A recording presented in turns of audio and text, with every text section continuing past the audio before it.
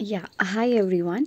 So this is part 5। ठीक है, इससे पहले पार्ट 4 ऑलरेडी हम लोग कर चुके हैं, जिसमें हमने काफ़ी सारे टॉपिक्स समझे थे। लास्ट क्लास में शायद हमने spiral curriculum and linear curriculum क्या होते हैं वो सब पढ़े थे।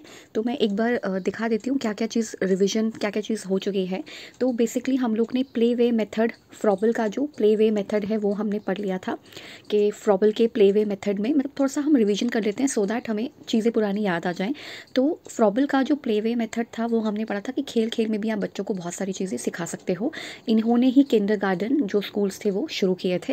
एंड यहाँ पे जितने भी हमारे थियरिस्ट हैं, चाहे वो फ्रॉबल हो, चाहे मारिया मॉन्टेसरी हो, चाहे जॉन डुई हो, वो सब यही एक ही चीज़ कहते हैं कि बच्चे जो हैं उनको आप उनके सेंसेस के थ्रू समझाओ, उनको रियल वर्ल्ड के साथ कनेक्ट करके समझाओ। और दूसरा चीज़ ये जो बच्चे हैं उसको प्लांट मानते हैं या एक फ्लावर मानते हैं। एंड इसलिए किंडरगार्टन का भी मतलब यही होता है, बच्चों का गार्डन। दैट मीन्स टीचर्स जो हैं वो एक गार्डनर हैं और वो क्या कर रहे हैं, बच्चों को बहुत सारी चीज़ें उनके दिमाग में मतलब उनको चीज़ें दिखा करके और मतलब जैसे सेंसेस का इस्तेमाल करके, उनकी सेंसेस को इन्वॉल्व करके बहुत सारी चीज़ें सिखा रहे हैं। तो ये एक तरीके से बच्चा ग्रो करेगा, जैसे एक प्लांट ग्रो करता है वैसे ग्रो करेगा। सो फ्रॉबल ने प्लेवे मेथड कह सकते हैं कि पॉपुलराइज़ किया था। एंड मारिया मॉन्टेसरी, इन्होंने भी सेंसस के बारे में बात की है, ऑब्जर्वेशन के बारे में बात की है कि बच्चों को सिर्फ ऑब्जर्व ही नहीं किया जाए, आप उनके सेंसस वगैरह इन सब से भी आप उनको इन्वॉल्व करके समझा सकते हो। फिर हमने जॉन डुई के बारे में पढ़ा था जिन्होंने प्रोग्रेसिव एजुकेशन की बात की है। फिर हमने ऐसे ही फाउंडेशनल स्टेज क्या होती है कि जिसके अंदर जो बच्चों का 3 to 6 वाला स्टेज होता है, दैट इज़ फाउंडेशनल स्टेज, जिसमें नींव बनती है। एक्चुअली ऐसा कहा जाता है कि फॉर्मल स्कूलिंग से पहले बेसिकली ना फर्स्ट सेकंड थर्ड फोर्थ जो फिफ्थ क्लासेस होती है, प्राइमरी होती है, उनको फॉर्मल एजुकेशन के अंदर रखा जाता है। बट उससे पहले जो आप अगर 3 to 6 भी पढ़ा रहे हैं तो वो भी सेमी फॉर्मल होगी, मीन्स वो भी फॉर्मल एजुकेशन ही है एक तरीके से, क्योंकि उसके अंदर भी बच्चा जो है वो सीख ही रहा है, तो वो भी फॉर्मल के अंदर ही आएगा, राइट। एंड इसमें इमेजिनेटिव प्ले होते हैं, कुछ भी अपने आप को सोच करके वो चीज़ें करता रहता है। ठीक है, तो ये चीज़ें हमने पढ़ी थी। एंड जेंडर के बारे में हमने बात की थी, इसके अंदर बहुत इंपॉर्टेंट टॉपिक है जेंडर अगेन। एंड सेल्फ के बारे में पूरा हमने समझा था कि सेल्फ इमेज क्या है, आपका इमेज होता है ये। एंड सेल्फ इमेज के अंदर मतलब आपको कौन सा कलर पसंद है, एंड आपकी इमेज कैसे, आपका बिहेवियर कैसा है, सब कुछ आता है वो। ठीक है, एंड आपका नेम क्या है, जैसे सेल्फ आइडेंटिटी मीन्स आपका नेम क्या है, आपका रिलीजन क्या है, आपका आप कौन से रीजन से बिलोंग करते हैं, आपका जेंडर क्या है, ये सब चीज़ें आती हैं। तो हमने सेल्फ के बारे में भी बात की थी। इसके अलावा हमने कुछ इंपॉर्टेंट थ्योरी देखी थी, जिसमें से हमने ली वाइगेत्स्की की थ्योरी को ज़्यादा अच्छे से एक्सप्लेन किया था। बट जो जीन पियाजे का थ्योरी है, मैंने उसके लिए कहा था कि ये तो आप थ्योरी कहीं से भी पढ़ लेंगे, आपको मेनली कीवर्ड के ऊपर फोकस करना है। तो उस पर हमेशा से ध्यान रखना है कि कीवर्ड आपको पता होने चाहिए। जैसे ट्रांसडक्टिव रीजनिंग के बारे में भी मैंने समझाया है, आपको पता होना चाहिए वो क्या है। एनिमिज्म के बारे में भी समझाया है, वो आपको पता होना चाहिए कि क्या होता है। And Erik Erikson and Sigmund Freud के ऊपर तो ऑलरेडी बहुत सारे जो वीडियोज़ है वो बनी हुई हैं, बहुत सारी, मतलब दो वीडियोज़ तो बनी ही हैं इनके ऊपर, प्लेलिस्ट में जाके मिल जाएंगी। और जो मेनली साइकोलॉजी का पार्ट है ना, उसके अंदर जाके मिलेंगी। एंड कोलबर्ग, नॉम चॉम्स्की का भी मैंने थोड़ा एक्सप्लेन किया था उसके अंदर कि वो लैंग्वेज एक्विजिशन डिवाइस की बात करते हैं। तो कुछ कुछ चीज़ें हैं। बाकी लास्ट क्लास में हमने हिडन करिकुलम, जो छिपा हुआ करिकुलम होता है, जो स्पाइरल करिकुलम है, एंड लीनियर करिकुलम की बात की थी। एंड थोड़ा सा कम्युनिटी इंगेजमेंट एंड जो पार्टिसिपेशन है, कोलैबोरेशन है, न्यूट्रेंस है, थोड़ा सा उनके बारे में बात की थी। पर आज का जो टॉपिक है हमारा, विच इज़ पार्ट 5, जिसमें हम लैंग्वेज डेवलपमेंट की बात करते हैं। ठीक है, सो लैंग्वेज डेवलपमेंट में क्या है, इसका मतलब है कि बच्चे का लैंग्वेज कैसे डेवलप हो रहा है। ठीक है, बच्चे का लैंग्वेज कैसे डेवलप हो रहा है। सबसे पहली चीज़ वेजिटेटिव साउंड, मैं यहाँ पर आपको मतलब करके नहीं दिखा सकती कि वेजिटेटिव साउंड कैसे होते हैं। तो सिंपल सी बात है, आप अपने सेंसेस को भी इन्वॉल्व करो कि वेजिटेटिव साउंड क्या है। ठीक है, सो यहाँ पे लिखा है कि जो वेजिटेटिव साउंड्स होते हैं ना, बेसिकली ये वो साउंड होते हैं जिनका कोई मीनिंग नहीं होता। ठीक है, इनका कोई भी मीनिंग नहीं होता, ये मीनिंगफुल नहीं होते। ठीक है, मैं क्रॉस लगा रही हूँ, दैट मीन्स ये मीनिंगफुल बिल्कुल नहीं होते हैं।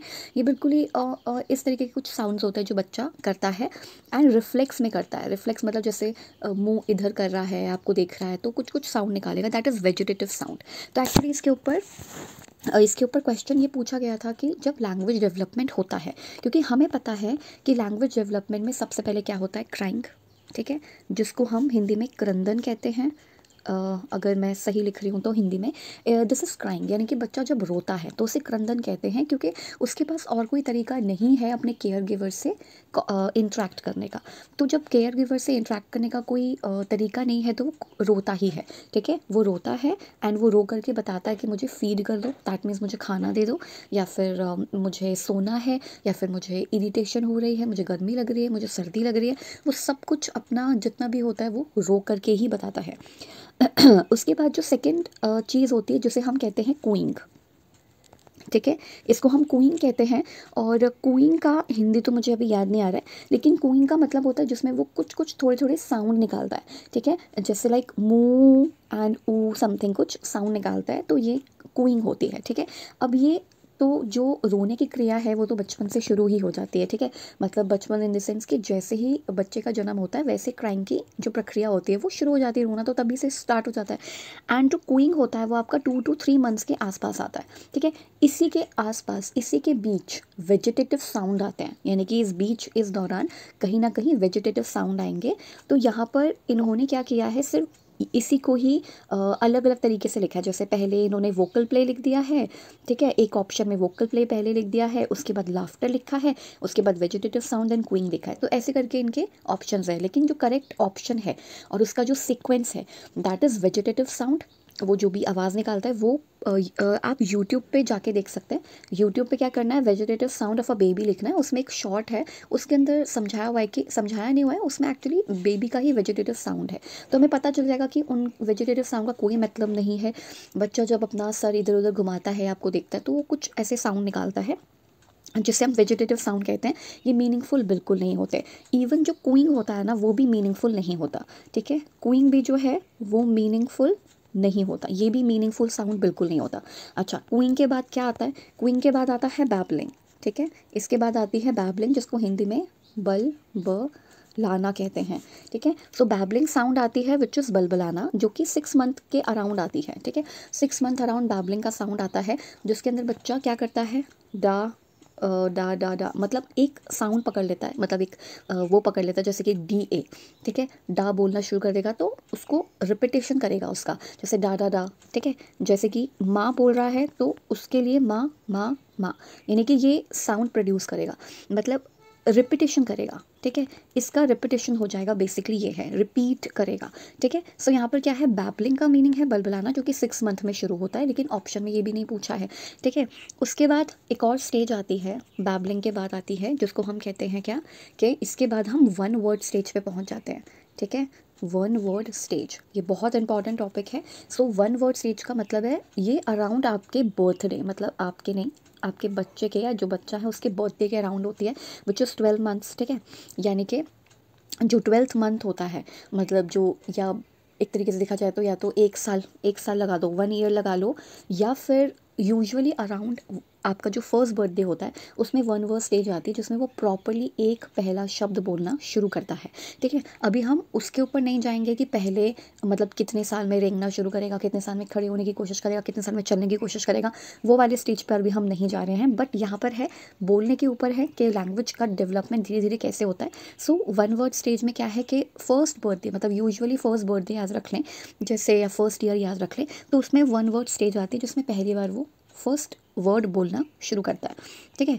उसी से ही वैसे तो हमारा काम बन जाएगा, इतना ही हमारे लिए काफ़ी है। लेकिन उसके बाद 2 वर्ड स्टेज भी आती है, ठीक है, 2 वर्ड स्टेज भी आती है। 2 वर्ड स्टेज या फिर कह लो कि 1-2 शब्द या कुछ कुछ शब्द, मल्टीपल शब्द बोलना शुरू करता है, ठीक है। इसे होलो फ्रास्टिक स्टेज भी कहते हैं। तो ये एक्चुअली ना क्वेश्चन आ सकता है कि होलो फ्रास्टिक स्टेज में कौन सा, कितने वर्ड्स जो है बच्चा बोल पाता है, तो 2-3 बोल पाता है या एक ही बोल पाता है, या फिर वो ऐसे भी बोल सकते हैं कि डा डा डा या मामा माँ वाले साउंड निकालता है। तो ऑब्वियस सी बात है कि होलोफ्रास्टिक है, दैट मीन्स 1 वर्ड स्टेज है, ये वाला साउंड निकालेगा नहीं, 2 वर्ड या 2-3 वर्ड्स बोलेगा नहीं, वो केवल और केवल 1 वर्ड बोलेगा। ठीक है। तो इसीलिए यहाँ पर वापस आते हैं, तो लैंग्वेज डेवलपमेंट में सबसे पहला साउंड होता है वेजिटेटिव साउंड, जो बहुत मीनिंगलेस, मतलब मीनिंगफुल बिल्कुल नहीं होते। बच्चा जब इधर उधर सर घुमाता है तो तब ये रिफ्लेक्सेस में ये आवाज़ निकलती हैं, इनको वेजिटेटिव साउंड कहते हैं। देन आता है कूइंग। कूइंग में क्या होता है, कोई एक पर्टिकुलर वॉवल का इस्तेमाल किया जाता है, चाहे ऊ का इस्तेमाल करूँ, चाहे ई का इस्तेमाल करूँ, चाहे आई का इस्तेमाल करूँ, कैसा भी इस्तेमाल करूँ, तो इसके अंदर कूइंग होती है। उसके बाद आता है लाफ्टर, क्योंकि उसके बाद बच्चा हंसेगा भी। ठीक है, 3 मंथ्स या फिर उससे भी पहले मतलब वो हंसना शुरू करता है, जैसे स्माइल करना शुरू करता है, और उसके बाद उसके हंसने की आवाज़ आने लगती है। ठीक है, पहले सिर्फ स्माइल करता है जो बिना आवाज़ की होती है, लेकिन उसके बाद वो लाफ्टर यानी कि वो हंसता है, खिलखिला के हंसता है। उसके बाद आता है vocal play, and vocal play का मतलब है जब एक्चुअली वो ये वाली स्टेज आती है, बैबलिंग, फर्स्ट वर्ड स्टेज आती है, जिसमें धीरे धीरे फिर लैंग्वेज फॉर्मेशन की तरफ बढ़ता है, या फिर जो सेंटेंस होते हैं उस फॉर्मेशन की तरफ बढ़ता है। सो बेसिकली वेजिटेटिव साउंड आज जाके ज़रूर देखना है, मतलब जब भी ये वाला देख लो, ये वाला टॉपिक पढ़ो, तो वेजिटेटिव साउंड ज़रूर से सुनना है, सो दैट सुनने से ये वाला जो पढ़ा है ना, तो ये एक तरीके से वो एसोसिएट हो जाएगा और समझ में आएगा कि अच्छा वो पहली स्टेज है, वो वाली पहली स्टेज है। तो वेजिटेटिव साउंड है, उसके बाद कूइंग है, उसके बाद लाफ्टर आता है यानी कि खिलखिला के हंसना आता है, उसके बाद vocal play. And vocal play का मतलब है फिर तो वो अपने आवाज़ को अलग अलग तरीके से इस्तेमाल करता है, अलग अलग मतलब उसके बाद वो अलग अलग वर्ड सीखना शुरू करता है। होलोफ्रेस्टिक स्टेज आती है जिसमें जो वन वर्ड स्टेज होती है, एंड उसके बाद आगे आगे मूव करता है। ठीक है, फिर वो टेलीग्राफिक स्पीच वाली आती है। ठीक है, यहाँ पे लिख देती हूँ मैं। उसके बाद टेलीग्राफिक स्पीच है ना, टेलीग्राफिक स्पीच यही है 2 वर्ड वाली टेलीग्राफिक स्पीच, जिसके अंदर बेसिकली अगर आपको बोलना है I am hungry give me milk, ठीक है, मैं हंग्री हूँ, मुझे भूख लग रही है और मुझे मिल्क चाहिए, तो आप बस यही बोलोगे मिल्क। ठीक है, गिव मिल्क, सिर्फ इतना ही कहोगे, क्योंकि ये पूरा सेंटेंस जैसे इज़, एम, आर या फिर जो वर्ब्स होते हैं ना, ये नहीं आते उनको। ठीक है, बच्चों को ये तो नहीं आएंगे ना, क्योंकि अभी उनको पता ही नहीं ग्रामर के बारे में, बस उनको अपना मीनिंग कन्वे करना है, दैट इज़ के मुझे दूध चाहिए, तो मुझे दूध चाहिए के लिए I am hungry please give me milk, ये वाला सेंटेंस तो नहीं बोलेगा वो। अब वो बोलना क्या शुरू करेगा, वो सिर्फ इतना बोलेगा कि गिव मिल्क, दैट्स इट। ठीक है, गिव मिल्क यानी कि दूध दे दो मुझे। ठीक है, या फिर फूड, सिर्फ इतना बोल देगा गिव फूड। तो मतलब 2 वर्ड्स का इस्तेमाल होगा या 2 से 3 वर्ड्स का इस्तेमाल होगा ज़्यादा से ज़्यादा। एंड दूसरी चीज़ इसके अंदर एक और चीज़ थी, दैट इज़ के ये जो टेलीग्राफिक स्पीच होती है, मतलब ये जो जोड़ तोड़ के इस्तेमाल करते हैं, ये मीनिंगफुल होते हैं लेकिन बच्चे के लिए। उसके बाद जो स्टेज आती है दैट इज़ 2 to 4 ईयर्स में आती है, या 2 to 4 ईयर्स में आती है, जिसमें सेंटेंस फॉर्मेशन होता है, सेंटेंस फॉर्मेशन होता है। एंड वाइगॉट्स्की के अकॉर्डिंग ये वही वाला स्टेज है जिसके अंदर इससे पहले सोशल स्पीच आ जाती है, एंड 2 to 7 में हमको पता ही है कि प्राइवेट स्पीच होती है, जिसमें वो अपने आप से बातें करता है, राइट। बस ये कलेक्टिव मोनोलॉग से थोड़ा डिफरेंट है, वो उसकी बात हम बाद में करेंगे। तो ये लैंग्वेज डेवलपमेंट था कि पहले वेजिटेटिव साउंड, देन उसके बाद कूइंग, जो कि एक वॉवल पकड़ के बस वो उसी को बोलना शुरू कर देते हैं, then laughter, then vocal play. अगर ये वाला नहीं आता है तो the sequence is crying, cooing, then उसके बाद babbling, right, babbling, and then one word stage which is also known as holophrastic stage, जिसमें वो एक ही वर्ड बोलता है, and then the second stage which is telegraphic speech वाला stage, जिसके अंदर वो 2 से 3 वर्ड्स बोलता है एंड पूरा सेंटेंस का फॉर्मेशन नहीं होता उस दौरान, और उसके बाद लास्टली 2 to 4 ईयर्स में सेंटेंस फॉर्मेशन की प्रक्रिया शुरू हो जाती है। उसके बाद फिर वो थोड़े से ग्रामेटिकल रूल्स या जैसे भी उसका वोकैबुलरी फिर इंक्रीज़ होता जाता है, पहले 2000 से फिर 6000 बढ़ता है, फिर 14,000 समथिंग बढ़ता है। And it also depends upon person to person, क्योंकि इंडिविजुअल डिफरेंसेस हमेशा रहते हैं। नाउ स्पेशल चिल्ड्रन कौन होते हैं, इनके ऊपर हमेशा से क्वेश्चन आया है। बस कुछ नहीं करना, स्पेशल चिल्ड्रन के लिए बस इतना ही है, एक मिनट, जैसे इसको हम थोड़ा सा हराते हैं। हाँ, स्पेशल चिल्ड्रन के लिए केवल इतनी ही चीज़ है कि हमें इन्हें इंक्लूड करना है। कोई भी क्वेश्चन आए उसके अंदर इंक्लूड की बात होनी चाहिए, ठीक है, इंटीग्रेशन की बात होनी चाहिए, मेन स्ट्रीम में लाने की बात होनी चाहिए, एंड इग्नोर नहीं करना है उनको। बस कुछ ही वर्ड्स का ध्यान रखना है, अगर कीवर्ड्स को देख लिया जाए तो बहुत आसान हो जाएंगे क्वेश्चंस करना। तो स्पेशल में क्या है कि एक तो इंक्लूड करना है, इंटीग्रेशन होना चाहिए, मेन स्ट्रीम में लेकर आना है, हेल्प करनी है, इंक्लूड करना है, इस तरीके के क्वेश्चंस आएंगे। तो यहाँ पे एक क्वेश्चन था जैसे डिसेबिलिटी के ऊपर एंड हियरिंग इम्पेयरमेंट के ऊपर, हमेशा ये एक क्वेश्चन आता है जो बिल्कुल क्या बोलेंगे उसको, फ्री का मार्क्स देके जाता है। इसमें है हियरिंग इम्पेयरमेंट में क्या है कि एक बच्चा जो है, ठीक है, तो एक बच्चा है वो सुन नहीं सकता है, तो आप किन किन चीज़ों का इस्तेमाल करोगे, ठीक है। आप ज़्यादा से ज़्यादा बोलने का इस्तेमाल करोगे, पहला पॉइंट ही गलत है। वो सुन नहीं पा रहा है तो आप ज़्यादा से ज़्यादा बोलने का इस्तेमाल कैसे कर सकते हो, ठीक है।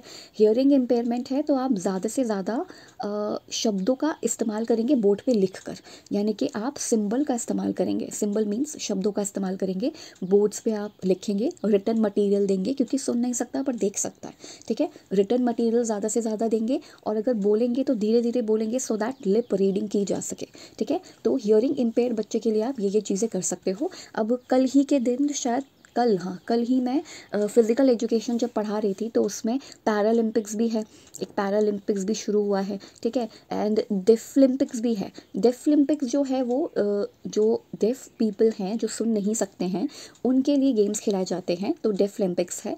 एंड वो मैं पढ़ रही थी कि उसकी शुरुआत आई थिंक 1924 अराउंड हुई थी। उसके बाद विंटर डेफलिम्पिक्स जो है 1949 में शुरुआत हुई थी, if I am not wrong, यही इन्फॉर्मेशन है। एंड डेफलिम्पिक्स में होता क्या है कि जब भी रेस या कुछ भी आप जो भी खिला रहे हैं गेम, वो शुरू करना होता है तो आप एक तो बंदूक की गोली का, दैट मीन्स कि आप गन का इस्तेमाल नहीं कर सकते, क्योंकि मतलब जैसे रेस शुरू होती है तो आप एक धमाका सा होता है जिससे समझ आ जाता है कि अच्छा रेस शुरू हो गई, आप वो नहीं कर सकते। आप सीटी बजाकर भी रेस की या जो भी गेम है उसको शुरू नहीं कर सकते। आपको करना होगा, आप मतलब उसमें क्या होता है कि झंडा दिखाया जाता है, फ्लैग दिखाया जाता है सो दैट पता चल सके कि अच्छा हाँ अब रेस जो है वो शुरू हो चुकी है। सो ये डेफलिम्पिक्स और मतलब ये है कि आप क्या क्या चीज़ें कर सकते हैं। तो क्वेश्चन इस तरीके से ही आएंगे, या तो इंटीग्रेशन, इंक्लूजन, आप उनको इंक्लूड कीजिए, इंटीग्रेट कीजिए, मेन स्ट्रीम में लाइए, या तो ये चीज़ें आएंगी, या तो फिर हो सकता है कि ऐसे वाले क्वेश्चन आ जाएँ कि जैसे अगर कोई गेम खिलाना है किसी बच्चे को एंड वो डेफ है, स्पेशल चाइल्ड है, सुन नहीं सकता है, तो आप क्या इस्तेमाल करेंगे। आप गेम को या रेस को शुरू करने के लिए एक बज़र का इस्तेमाल करेंगे या कोई साउंड का इस्तेमाल करेंगे, तो साउंड का या सीटी वगैरह विसल का इस्तेमाल नहीं होगा, ठीक है। इस तरीके के कुछ क्वेश्चंस आ सकते हैं। नाउ ग्रोथ एंड डेवलपमेंट में क्वेश्चन है कि ब्रेन का डेवलपमेंट, जिसके ऊपर एक दो चीज़ें हैं इंपॉर्टेंट, और वो बस यही हैं। एक तो हाँ ये स्पेशल में इंक्लूड, इंटीग्रेशन, इंक्लूजन, ठीक है। ऐसे ऐसे वर्ड्स होंगे, बस इनका ध्यान रखना है कि ऐसे वर्ड्स जब भी हों तो इनका मतलब होता है इंक्लूड करना, ठीक है, अपने साथ मिलाना या शामिल करना। मार्जिनलाइज या सेग्रीगेशन नहीं करना है, इन वर्ड से बचना है। तो किन वर्ड से बचना है, एक तो मार्जिनलाइजेशन, ठीक है, मार्जिन पे रखना, इनसे बचना है, इन वर्ड को यूज़ करने से बचना है। एंड सेकेंडली मैंने क्या बताया अभी, एक तो मार्जिनलाइजेशन, दूसरा सेग्रीगेशन, ठीक है। सेग्रीगेशन से, इन सब वर्ड से बचना है। अच्छा, अब ब्रेन के लिए एक बात बोली जाती है कि पहली चीज़ तो जब बच्चा पैदा होता है तो उस दौरान उसका ब्रेन का जो वेट है वो कितना होता है, 350 ग्राम टू 400 समथिंग कुछ ग्राम होता है। मतलब 300 टू 350 ग्राम होता है, 400 तो ज़्यादा हो जाएगा, मतलब इतना कुछ उनका ग्राम होता है जो सर का वेट होता है। लेकिन जब एडल्ट साइज़ हम ले लेते हैं, मतलब जब खुद हम एडल्ट हो जाते हैं, तो ये चेंज नहीं होता है। एंड इसका जो वेट है वो कितना रहता है, 350 ग्राम से 1350 ग्राम टू 1400, हाँ 1400 ग्राम तक रहता है, ठीक है। इतना कम से कम वेट होता है ब्रेन का। तो ऐसा कहा जाता है कि ये 36% मीन्स जब बेबी बॉर्न होता है तो उस दौरान जो उसके सर का वेट होता है वो 36% ही होता है adult size of the brain से, यानी कि इस वेट के कंपैरिजन में ये बस 36% है। एक ये पूछा जाता है। एंड दूसरा 6 ईयर तक, क्योंकि हमें वैसे भी ये तो नर्सरी टीचर ट्रेनिंग है ना, तो इसमें वैसे भी 3 to 6 तक के क्वेश्चन ज़्यादा पूछे जाएंगे, मतलब 3 years to 6 year तक के। तो इसके अंदर 6 years तक जो है 85% ब्रेन का डेवलपमेंट हो जाता है। बस ये कुछ परसेंटेज से रिलेटेड क्वेश्चंस थे।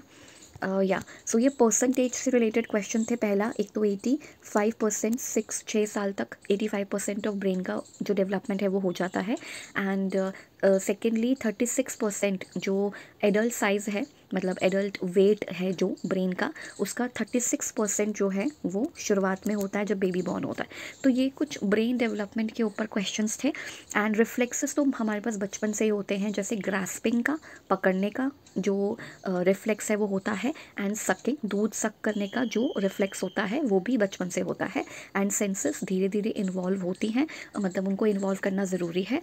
एंड स्पाशियल एंड एब्स्ट्रैक्शन, ये तो कॉग्निटिव डेवलपमेंट के अंदर है कि एब्स्ट्रैक्ट चीज़ों के बारे में जो बच्चे की समझ होती है वो 11 to 15 ईयर अराउंड शुरू होती है, जिसे हम हाइपोथेटिको डिडक्टिव रीजनिंग वाला टॉपिक या पार्ट भी कहते हैं। तो ये कुछ इंपॉर्टेंट चीज़ें थी, इनको पढ़ना बहुत ज़रूरी है, ये एग्ज़ाम में आएंगी चीज़ें।